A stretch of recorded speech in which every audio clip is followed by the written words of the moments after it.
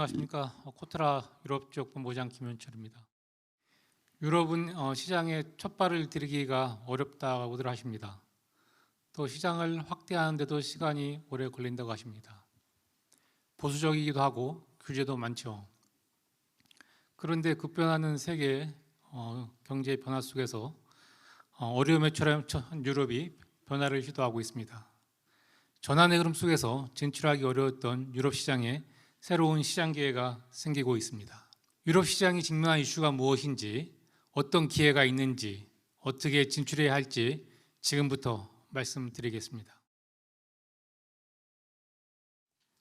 유럽 경제 현황부터 말씀드리겠습니다. 유럽 경제는 10년 전 재정위기 이후에 2% 내외의 안정적 성적을 보였으나 코로나와 로우 사태를 지나며 저성장 기조가 이어지고 있습니다. 최근 물가와 금리가 안정되면서 소비 심리와 일부 제조업 지표에서 회복 조짐도 보입니다. 올해 한 1.4%의 성장을 예상되며 내년에도 소비와 투자가 경기를 지탱하면서 올해와 비슷한 수준이 될 것으로 전망됩니다. 국가별로는 EU 경제의 25%를 차지하는 독일이 지난 2년간 마이너스 성장에서 벗어나긴 했지만은 아직 성장세가 미약합니다. 서유럽 국가들은 대부분 2% 미만, 북유럽의 스웨덴과 덴마크, 픽스 지역의 스페인, 그리스, 포르투갈이 2% 이상, 동유럽에서 폴란드, 세르비아가 3% 이상 성장할 것으로 예상됩니다. EU의 수출입 동향을 보면 수출은 지난 3년 둔화 이후 올해 회복세를 보이고 있습니다. 로우 사태 이후 급감하였던 수입도 증가세이고 무역 수지는 22년 에너지 가격 폭등에 따라 적자 기록한 이후에 흑자를 이어가고 있습니다.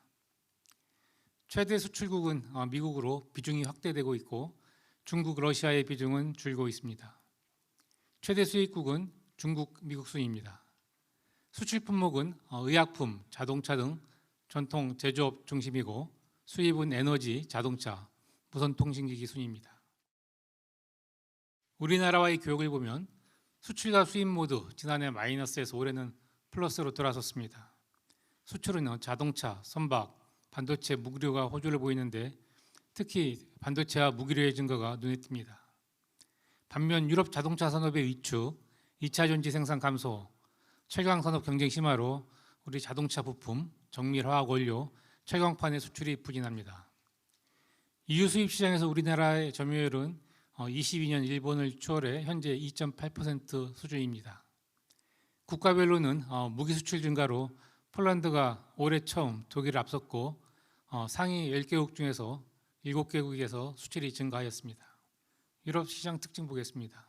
단일 경제권인 EU는 GDP 21조 달러로 미국에 이어 두 번째 시장 규모이며 수입도 세계 시장의 11%로 2위입니다. 회원국 간 무관세, 상품과 서비스의 자유이동, 인증 등 공동 표준으로 역내 교역이 활발합니다. 한편 국가별로 시장 규모, 구매력, 언어, 역사적 배경이 다른 다양성도 갖고 있습니다. 독일, 영국, 프랑스와 같이 우리나라보다 규모가 큰 대형 경제권부터 불가리아, 크로아티아처럼 우리나라의 한 20분의 1 정도 되는 경제가 작은 나라까지 다양합니다. 산업 구조도 서유럽이 고부가, 첨단, 제조업이 강하고 동유럽은 글로벌 기업들의 제조기지 역할을 하고 있습니다. 인구 4억 5천만 명의 큰 소비 시장이며 1인당 소득이 높은 나라가 많습니다. 소비 트렌드는 지속 가능성을 중시하는 프리미엄 시장이라고 할 수 있습니다. 또한 유럽은 글로벌 산업 규범을 선도하고 있습니다. 세계 최초로 기후 목표를 법제화했고 개인정보보호법은 글로벌 표준이 되었으며 아리백 확산을 주도하는 등 규범 형성의 중심지입니다. 주력 산업은 자동차, 기계, 제약, 항공 등으로 세계적 경쟁력을 가진 제조업의 본고장입니다. 우리와 때로는 경쟁하고 때로는 협력하는 기업들입니다. 한편 우리나라의 EU 수입 시장 점유율이 다른 지역보다는 낮아 시장 확대가 더 필요하다고 말씀드릴 수 있습니다. 주요 이슈를 살펴보겠습니다. 먼저 유럽을 둘러싼 대외 환경입니다. 중국과의 경제 협력이 심화되었고 국방은 나토 체제하에서 미국 의존도가 높았으며 에너지는 러시아로부터 손쉽게 조달해 왔습니다. 하지만 국제 정치 경제 환경이 크게 바뀌면서 이 같은 중국, 미국, 러시아 우중구조가 유럽의 불안 요인으로 부각되었습니다. 이에 따라 공급망 재편, 에너지 다변화, 자주 국방이 핵심 이슈가 되고 있습니다. 통상 갈등 속에서도 동맹국인 미국과는 대외 정책에서 협력 구도를 유지하고 있고 중국과는 디리스킹, 러시아와는 디커플링을 추진하고 있습니다. 내부 정책 흐름을 보면 2019년 출범한 폰데레안 1기 집행위는 탄소 중립 등 지속 가능 체제 구축을 최우선 과제로 삼았습니다. 그러나 저성장이 이어지고 친환경 정책이 산업계에 부담이 되면서 2기 집행위는 경쟁력 제고를 우선 과제로 삼게 되었습니다. 경쟁력과 탄소 중립을 동시에 달성하는 산업 정책을 추진하면서 유럽 시장에 변화가 생기고 있습니다.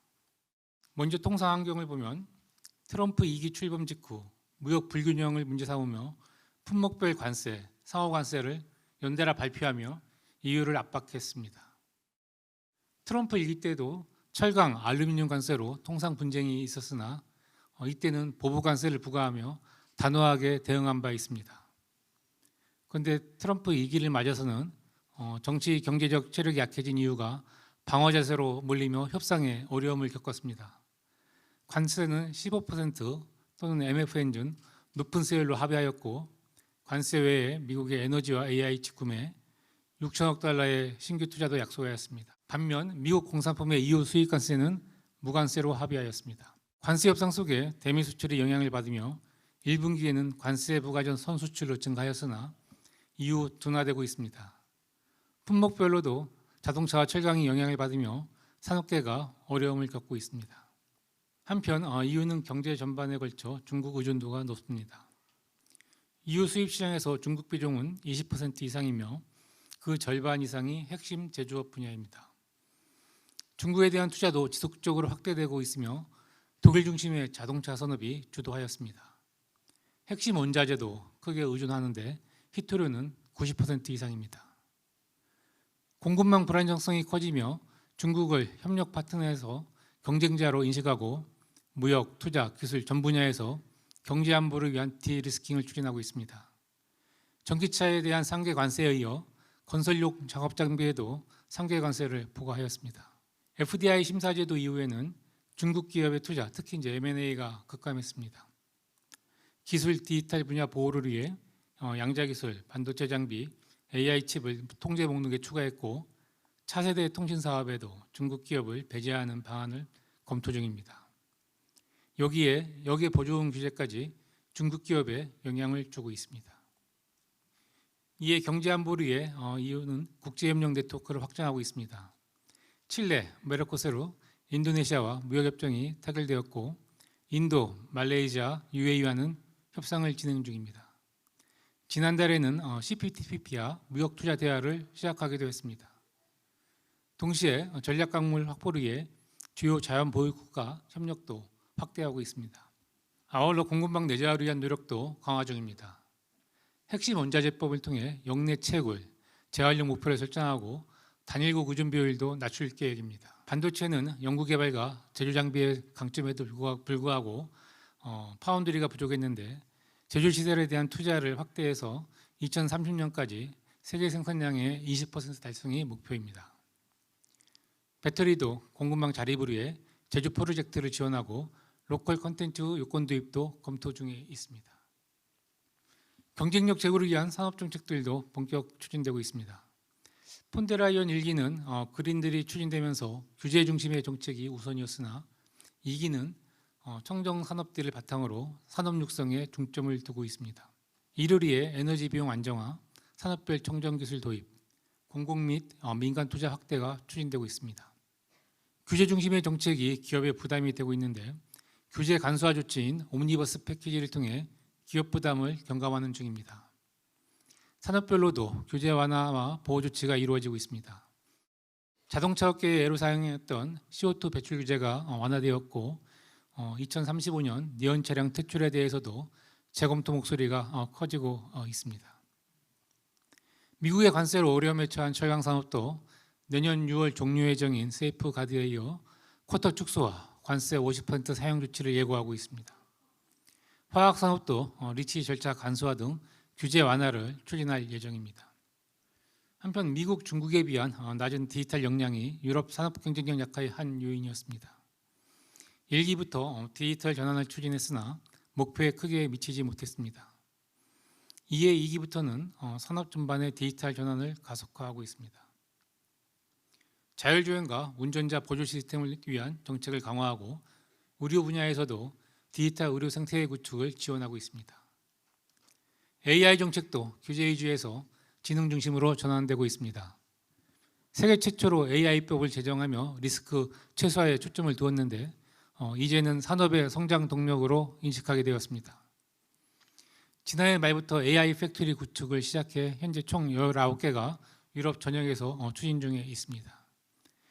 또 민간 합작 펀드를 조성해 AI 산업을 육성하며 5개의 AI 기가 팩토리도 구축할 예정입니다. 또한 어플라이 AI 정책을 통해 헬스케어, 모빌리티 등 11개 산업에서 AI 활용을 우선 추진 중에 있습니다. 다음은 에너지 전환입니다. 유럽은 2050년 탄소 중립 달성을 위해 일관된 정책을 추진해 왔으며 올해는 2040년까지 배출을 90% 감축하는 중간 목표에 회원국 간 합의를 이뤄냈습니다. 한편 러우 사태는 에너지 안보의 중요성을 깨닫는 계기가 되었습니다. 리파워 EU 정책을 통해 재생에너지 확대를 가속하고 러시아의 화석연료 의존은 크게 낮아져 현재 퇴출 단계에 와 있습니다.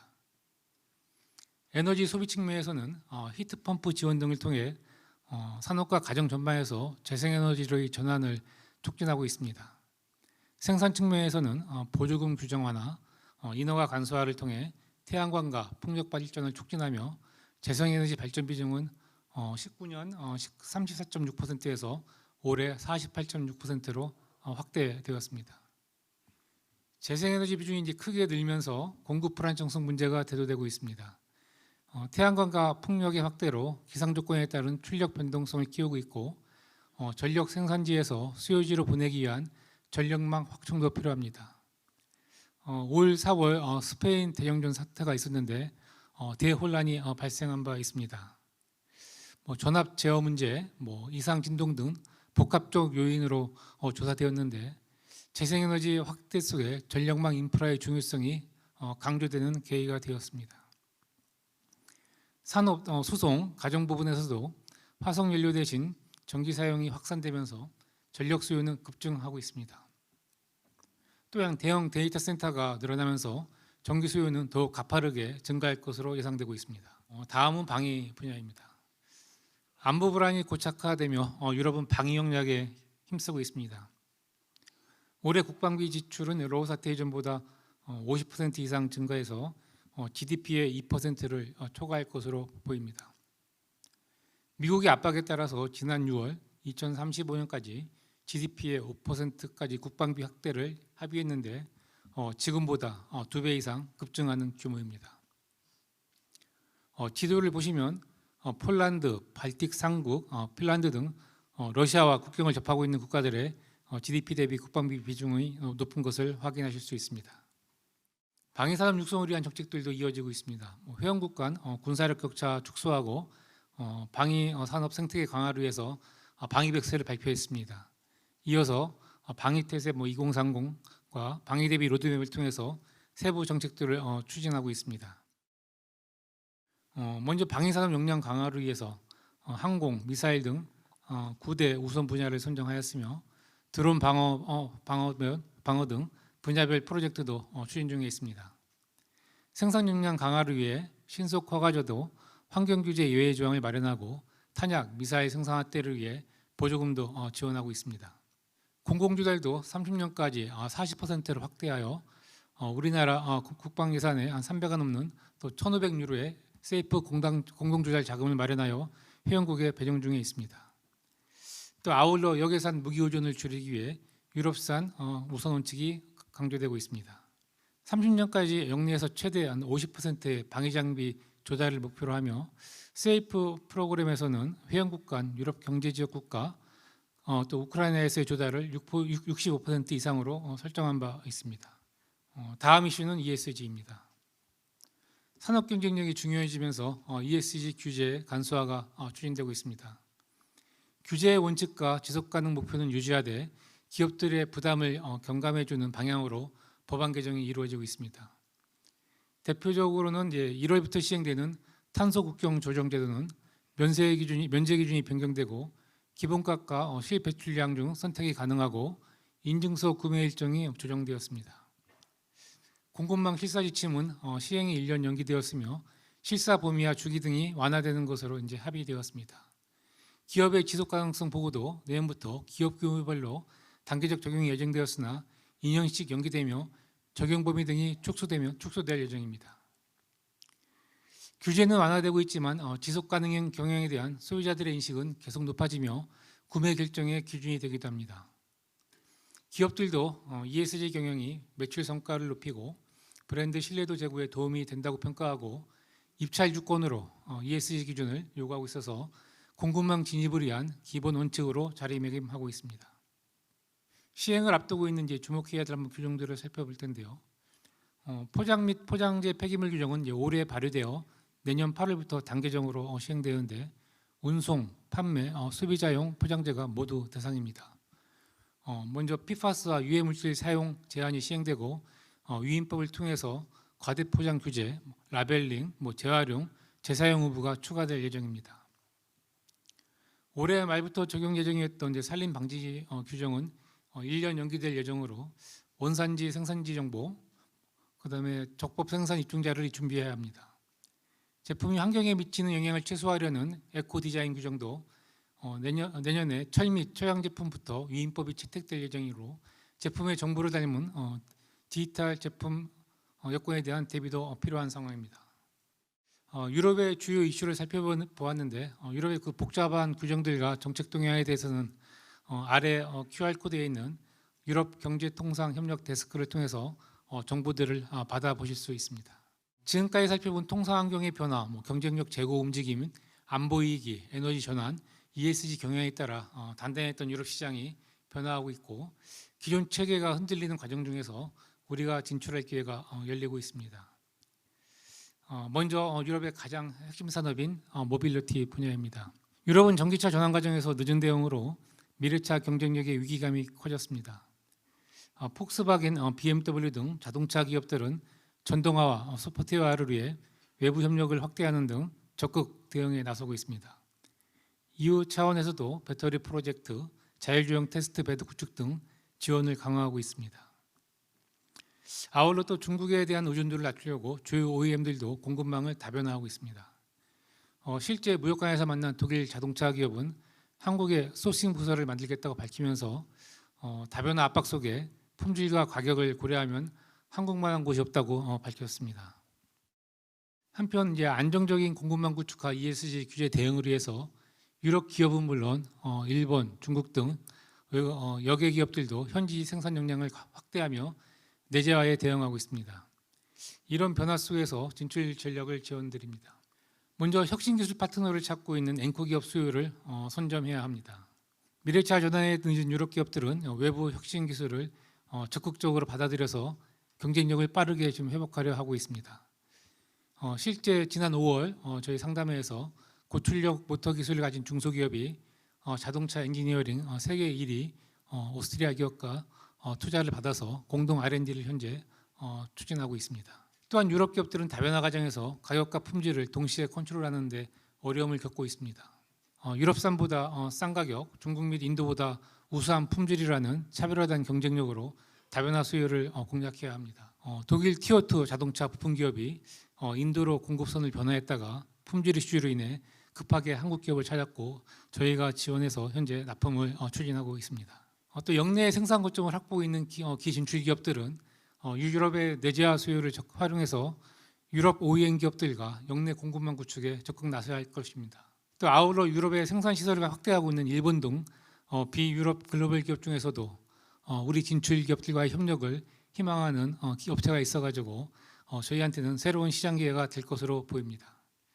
제조업 협력 두 번째는 항공우주 분야입니다. 미국에 이어 세계 두 번째의 항공우주 산업을 갖고 있는 유럽은 프랑스, 독일, 영국이 세계 주요 수출국입니다. 항공산업에서도 탄소 저감, 경량화 등 친환경 기술 수요가 증가하고 있고 안보환경 변화 속에서 공급망 다변화를 꾀하려는 움직임도 포착되고 있습니다. 특히 드론 시장에서는 중국산 의존도 심화에 따른 우려로 우리 기업에 대한 관심이 커지고 있습니다. 진출 전략으로는 기술력을 바탕으로 중국, 인도와는 다른 신뢰할 수 있는 파트너임을 적극 어필할 필요가 있겠습니다. 이를 위해 인증, 납품 이력, 메이드 인 코리아 부품을 강점으로 내세울 수 있겠습니다. 실제 영국 기업과 협력 파트너십을 구축하고 있는 국내 기업도 선제적인 품질 인증을 취득했고 또 메이드 인 코리아 부품의 신뢰성을 강조한 것이 성공 요인이라고 이제 저희한테 말하고 있습니다. 다음은 유럽 항공산업은 지역별로 세분화된 클러스터가 형성되어 있습니다. 엔진, 인테리어, 날개, 개발 등 분야별로 특화된 지역이 있으므로 전문화된 지역에 대한 타겟 마케팅도 필요합니다. 다음은 방산 및 보안 시장입니다. 안보위기 지속에 따라 유럽의 재무장 속도가 더욱 빨라지고 있으며 방위 조달 규모는 크게 증가하고 있습니다. 방위 생산 시설도 확대되고 있고 자동차, 조선 분야의 제조업체들은 일부 라인의 군수용 전환도 검토하는 중입니다. 역내 조달 강화를 위해 유럽산 방산 제품 우선 구매 기준을 마련하였으나 여전히 생산 역량이 부족해서 외부 협력이 불가피한 상황입니다. 우리 방산 제품은 K2 전차, K9 자주포를 중심으로 유럽 무기 수입 시장에서 빠르게 성장해 왔습니다. 최근에는 유럽의 자체 방산 역량 강화 움직임에 대응해서 수출을 넘어서 생산체계 구축, 공동 R&D 등을 통해서 현지화 기반을 마련해 가는 중입니다. 한편 국경 지역의 긴장이 지속되고 원인 미상의 드론이 출발하면서 감시 장비, 스마트 CCTV 등 보안 제품도 수요가 증대되고 있습니다.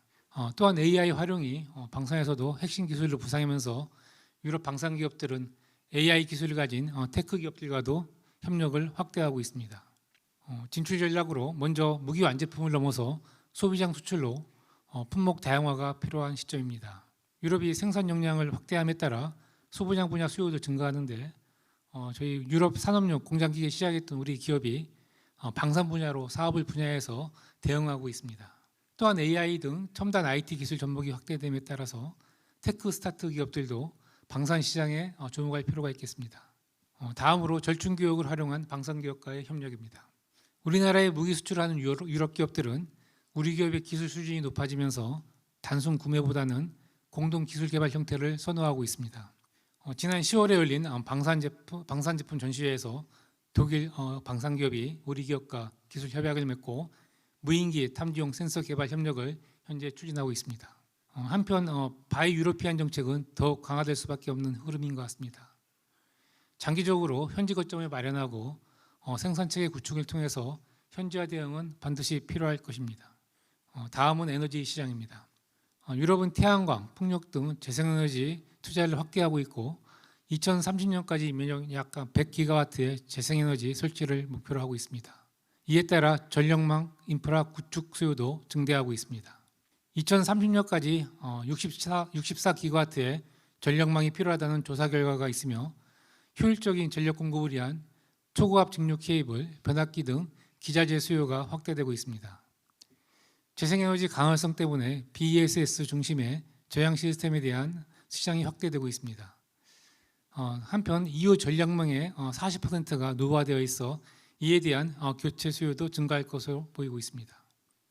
최근 에너지 사용과 관리 최적화를 위해서 디지털 기술 도입이 활발합니다. 실시간 모니터링을 위한 스마트 미터링, 효율적인 전력 관리 시스템을 위한 EMS 등 스마트화에 대한 수요가 크게 증가하고 있습니다. 한편 높은 에너지 가격과 전력 수요로 인해 원전 프로젝트도 증가하고 있어서 EPC 협력, 기자재 공급 등의 기회는 계속 이어질 것으로 보입니다.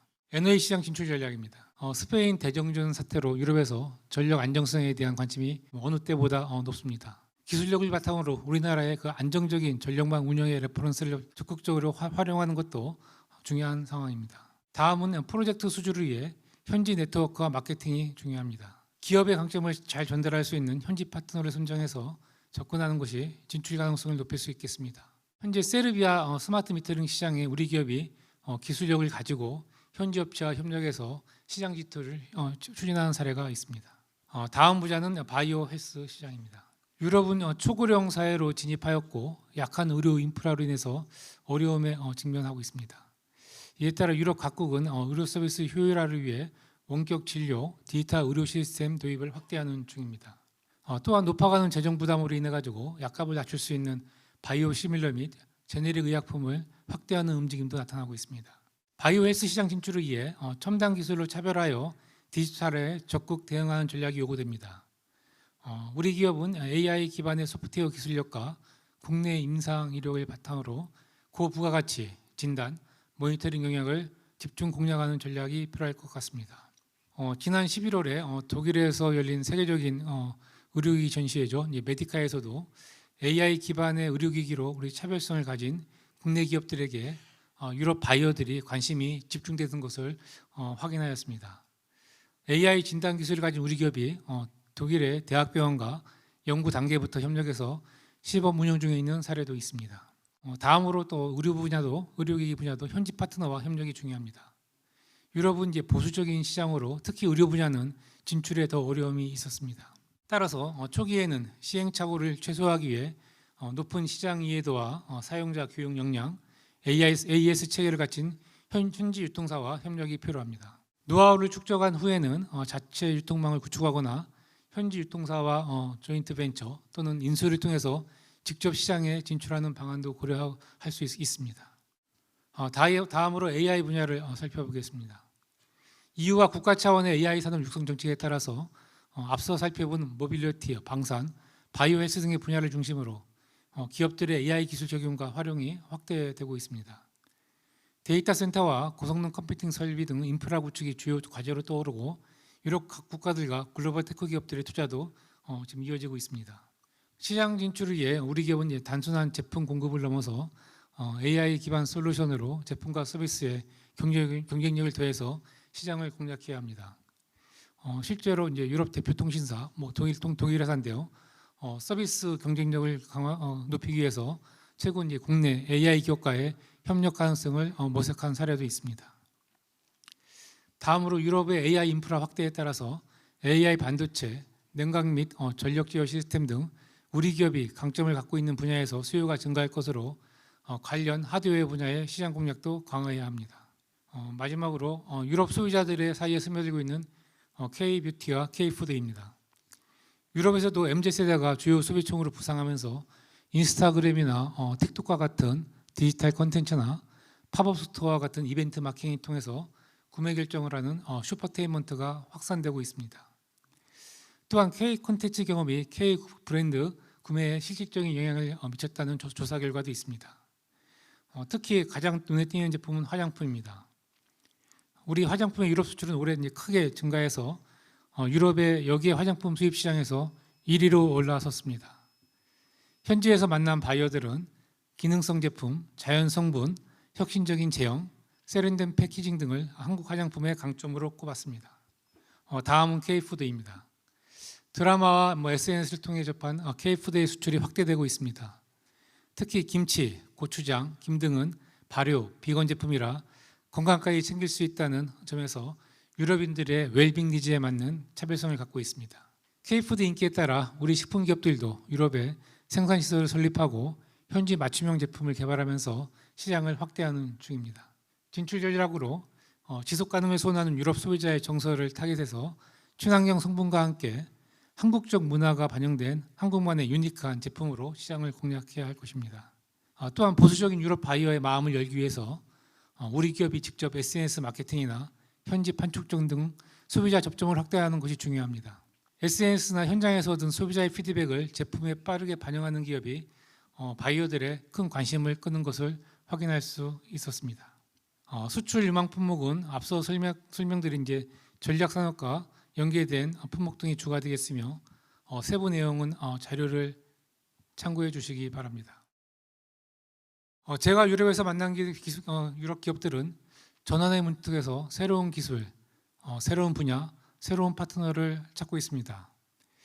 이런 변화의 과정에서 유럽 기업들이 우리 기업을 주목하고 있습니다. 유럽에서 인정받은 기업들은 다른 지역에서도 경쟁력을 보유할 수가 있습니다. 더 넓은 시장 진출을 위해 유럽에서 시작을 하시기 바라겠습니다. 저희가 여러분의 든든한 동반자가 되도록 하겠습니다. 감사합니다.